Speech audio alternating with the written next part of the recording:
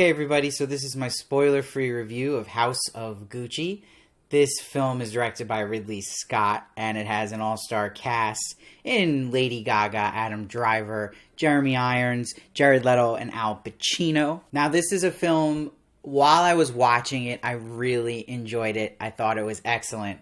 And it is also a film that when I left the theater and I was walking back to my apartment thinking about it, I liked it less and less. And that doesn't mean I disliked it, I just liked it less.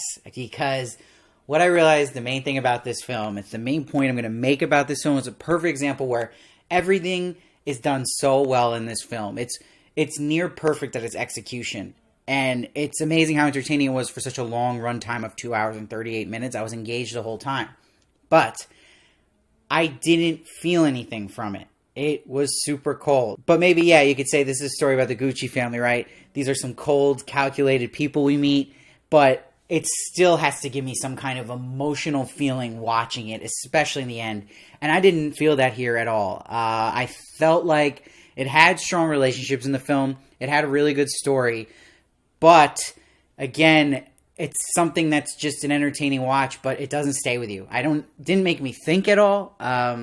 And I never felt emotional at all in this film. I didn't feel, in any sense of form, something where you could feel sad for someone or feel this, like, a powerful feeling to it or anything like that. It just felt like a well-done film that's an enjoyable ride, but there's not much else to it. And that's what really stops this film from being a classic for me. But the positives that you're going to see in this film is Lady Gaga's performance is great. I wouldn't say it's worthy of an Oscar, but I think it's worthy of an Oscar nomination for sure.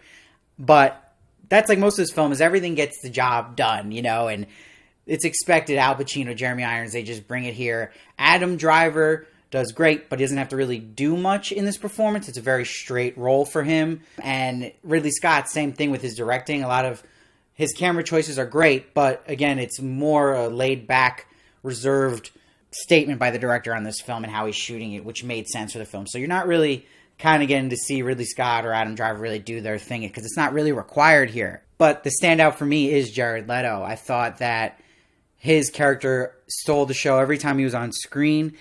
The prosthetics on him are game-changing. I mean, this was one of the best makeup jobs I have seen to date, and it gets me excited for what's to come, because I really never felt like I was watching somebody in makeup. So that was really awesome. It felt like a different person than Jared Leto, and props to him. His performance is stellar. The other thing about this movie is it does cover a lot of ground. It covers a lot of time in this story about the Gucci's, and it feels sometimes rushed in its transition to time in this huge story it's going for, which is bizarre in such a long runtime that it feels rushed at points. There's some certain time jumps that feel really just like, whoa, hold on a second. Where are we? What just happened?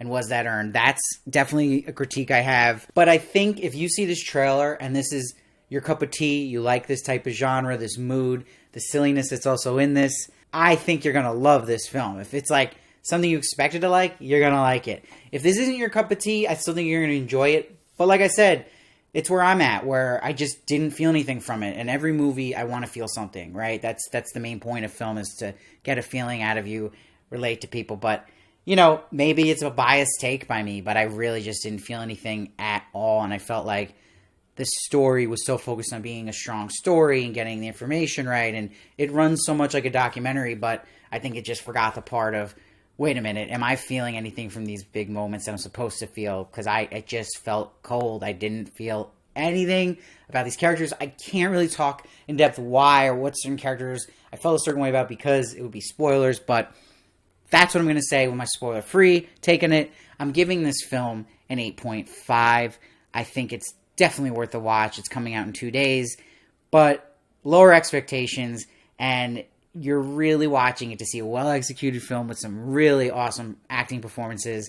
But again, I'm not thinking about it anymore. I'm ready to move on. It's not sticking with me. Like, if you watch my review for the movie Spencer, that's the example where it's the opposite effect, where Spencer I liked more and more as I thought about it and how it stuck with me and hit me emotionally. So it's missing that here for it to even be considered for some kind of award like Best Picture. I just don't think it's anywhere near that class. But let me know if you plan on seeing it. Let me know if you're excited for it. And let me know when you do watch it what you thought. I love to hear your thoughts.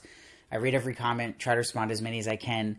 And you can reach out to me anywhere. Tell me what you thought of any film. I love to hear it. And please make sure that you check out Steve Varley Show on Twitter, Instagram, and TikTok for more of me. I share clips there. I also do celebrity interviews, so you're going to want to see those. And if you really like what I do here, I would really appreciate if you could sign up for a membership. That will help me do this full time one day, and you get special perks as well. And I'll see you next time.